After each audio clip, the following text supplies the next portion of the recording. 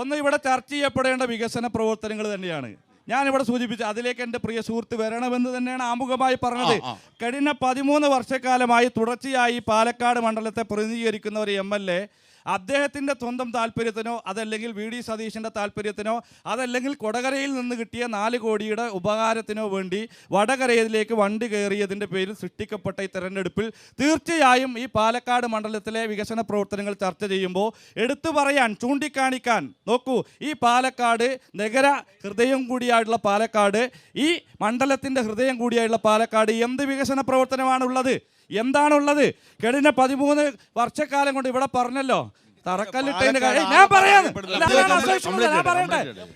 ഈ Palakkad medical college 13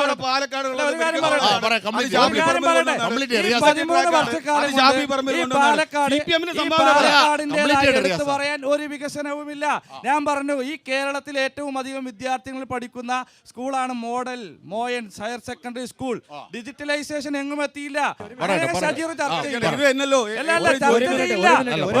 ഇവിടത്തെ എടുത്ത് നോക്കൂ, ഈ മെഡിക്കൽ കോളേജ്, ആ മെഡിക്കൽ കോളേജ് ഞാൻ പറഞ്ഞൊരു കാര്യം ഞാൻ തത്വത്തിൽ അംഗീകരിച്ചു. തറക്കല്ലിട്ടത് ഉമ്മൻചാണ്ടിയാണ്. പക്ഷെ ആ തറക്കല്ലിന് മുകളിൽ ബിൽഡിങ്ങുകൾ വന്നു, നിയമനം നടന്നു, 100 കണക്കിന് കുട്ടികൾ പഠിച്ച് പുറത്തിറങ്ങിയത് ഇടതുപക്ഷ ജനാധിപത്യ മുന്നണി സർക്കാരിന്റെ ഇച്ഛാശക്തിയാണ്.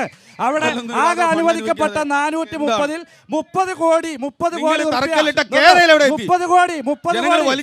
വരും.